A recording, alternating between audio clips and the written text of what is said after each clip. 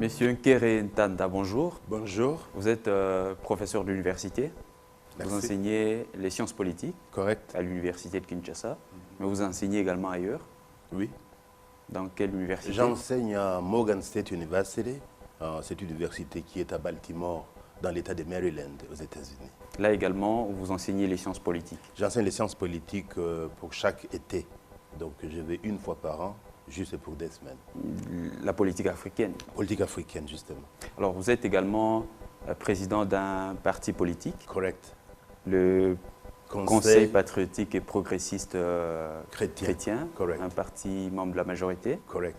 Vous avez été assistant spécial du feu président Laurent Désiré Kabila. Correct. Alors, les 16 et les 17 janvier de chaque année, le Congo commémore ses deux héros nationaux, Patrice Emery Lumumba et Laurent Désiré Kabila, 51 ans déjà pour l'un et 11 ans pour l'autre. Est-ce que vous n'avez pas l'impression qu'au fil des années, cette commémoration perd de plus en plus de sa valeur, de son sens? Non, pas du tout. D'abord, le simple fait que les dates soient déjà retenues est un rappel permanent qui va passer de génération en génération. Ce n'est pas nécessairement l'ampleur qui doit nous intéresser ici. Qu'il y ait des manifestations, des fêtes à gauche, à droite, ce n'est pas ça qui est l'essentiel. L'essentiel, c'est le fait que les dates sont retenues et que la nation se mobilise autour de ces dates chaque fois qu'elles sont là. Voilà. 16 et 17 janvier, de dates très proches. Mais est-ce qu'on peut également faire le même rapprochement entre le combat de ces deux hommes? Oui, oui, étant donné que le deuxième combat est enraciné dans le premier. La suite du premier. Justement. Donc, ce sont deux personnalités qui, heureusement, sont profondément connectées au point de vue idéologique, au point de vue de l'impact qu'ils ont eu sur les populations.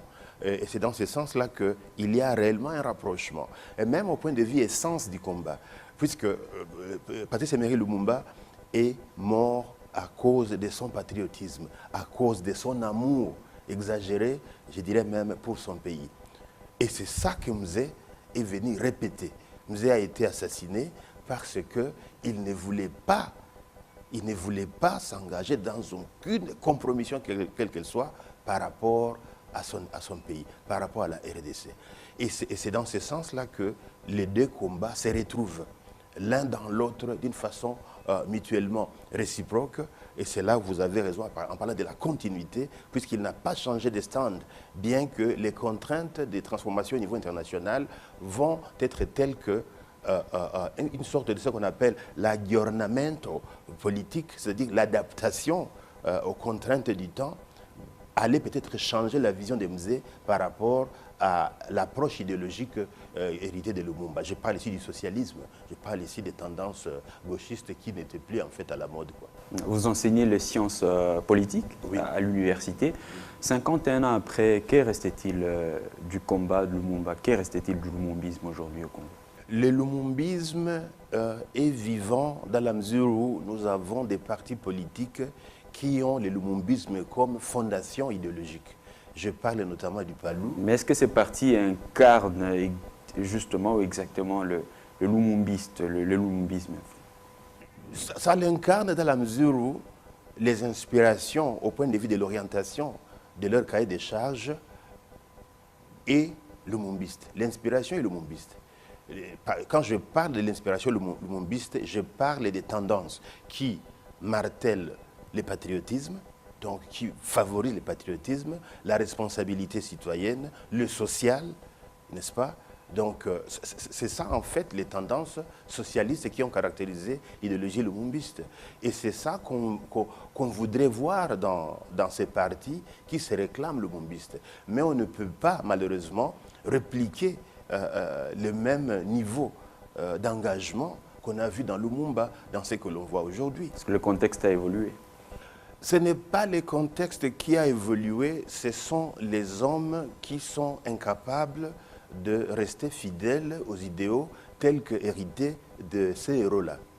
Nous avons des références qui sont telles que Lumumba ne s'est pas compromis au point de vue richesse, au point de vue tâches qu'il avait au point de vue bien public, ce qui n'est pas le cas aujourd'hui par rapport à ceux qui se réclament lumumbistes, mais qui sont incapables de résister à la tentation d'enrichissement précipité ou encore de détournement des deniers publics. Non, au sein de la classe politique aujourd'hui, personne ne peut valablement se revendiquer de Lumumba. Ils peuvent se revendiquer de Lumumba, ça c'est une chose. L'autre chose, c'est de se revendiquer fidèle d'une façon inébranlable aux idéaux, à cet héritage. Beaucoup ont dévié, beaucoup sont devenus faibles à cause des tendances mondaines qui sont telles qu'on ne sait pas résister à l'enrichissement précipité, on ne sait pas résister aux sollicitations à gauche, à droite, et qui font que la gouvernance est torpillée, est affaiblie à cause de ça. Patrice Lumumba avait sans doute milité pour l'indépendance intégrale du Congo, mais 51 ans après sa mort, on ne peut se prévaloir aujourd'hui que de la seule indépendance politique. Je crois que c'est ça la procédure. On ne pouvait pas avoir l'indépendance économique avant l'indépendance, disons, on ne pouvait pas avoir l'indépendance justement économique avant l'indépendance politique.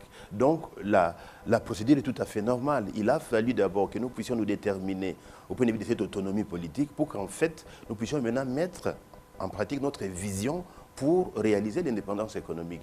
Et je crois que nous sommes sur une bonne lancée. Je crois très sincèrement... Mais nous courons toujours derrière cette indépendance économique. Oui, puisque ce n'est pas une chose qui vient comme de la magie comme ça. Regardez la Chine. La Chine n'a pas commencé du jour au lendemain, ça a pris du temps. Et nous aussi, nous pensons que les propositions qui sont faites, notamment par ces régimes actuels, ont le potentiel de nous amener ou bien de renforcer la marche vers cette indépendance économique. Et c'est là où nous avons espoir que les responsabilités qui doivent être renforcées au niveau de la gouvernance peuvent effectivement contribuer à cette marche-là vers cette indépendance économique. Mais ça ne va pas venir du jour au lendemain. Il y a encore beaucoup d'obstacles, et il y a encore les contraintes de la communauté internationale en matière des échanges au niveau international, et tout cela peut entamer, n'est-ce pas, cette marche. Mais au moins qu'il y ait cette détermination, c'est ce qui est essentiel. Et finira-t-on par l'acquérir un jour, cette indépendance? Oh, absolument, absolument, absolument. Peut-être ça ne sera pas à notre époque, les jours passent, ce sont nos enfants qui vont jouir de cela. Et c'est pourquoi il faut que l'homme d'État congolais sache qu'il gouverne, ce n'est pas pour aujourd'hui seulement, mais pour l'avenir. Et c'est dans ce sens-là que quand il y a des programmes, par exemple comme les 5 chantiers, on ne doit pas s'en approprier et dire que ça doit se terminer avec la fin du régime qui les a proposés. C'est une vision qui doit continuer. La reconstruction du pays peut être baptisée différemment, mais elle reste la reconstruction du pays et elle doit passer de régime en régime. Donc c'est dans ce sens-là. Chaque année, on commémore l'assassinat de Patrice Emery Lumumba. Chaque année, ils sont également nombreux, les Congolais, au sein de la classe dirigeante et des intellectuels dont vous faites partie, à continuer à lui reprocher d'avoir précipité l'indépendance du Congo sans que le pays ne s'y soit vraiment préparé. C'est archi faux. Je ne suis pas d'accord avec cette vision, puisque nous venons aussi de commémorer le 4 janvier. Et ce sont les émeutes du 4 janvier qui vont dicter la position européenne et la position belge vis-à-vis de la proclamation de l'indépendance. Les déclarations du 13 janvier reflètent la position de la Belgique vis-à-vis de la date de l'indépendance, l'année prochaine. Le gouvernement belge commençait à perdre le contrôle du pouvoir. Mais quand on parle de l'indépendance du Congo, on fait plus allusion à Patrice Emery Lumumba qu'au martyr de l'indépendance. Bon, ça en fait qui arrive souvent, c'est le général qui est souvent reconnu plutôt que les éléments qui étaient derrière lui, les troupes, quoi. Donc c'est dans le même contexte. Ce n'a pas été une action individuelle, c'était une action collective, mais il s'est fait que c'est lui qui était le porte-étendard. Il est tout à fait normal qu'on fasse plus référence à lui qu'aux autres. Aujourd'hui, on a de plus en plus tendance à imputer la situation que connaît aujourd'hui notre pays, la République démocratique du Congo, aux 32 ans du régime Mobutu. Mais est-ce qu'il ne faut pas remonter jusque-là, jusqu'aux modalités de l'acquisition de l'indépendance pour expliquer cette crise? Bon, non en tout cas. Moi, je crois que tout pays, au lendemain de l'indépendance, ne décolle pas d'une façon magique, tout étant en ordre, ainsi de suite. Regardez le Sud-Soudan. Le Sud-Soudan est en guerre aujourd'hui. Ils viennent à peine d'avoir leur indépendance. Et vous pouvez parcourir les différents États. Le lendemain de l'indépendance a toujours été tumultueux. Quant à nous, je dois avouer que, effectivement, le tribalisme qui va suivre le lendemain de l'indépendance et faire perdre l'unionisme qui était là pour la cause de l'indépendance a été en fait une déception. C'est ce qui va mener à des sécessions et consorts.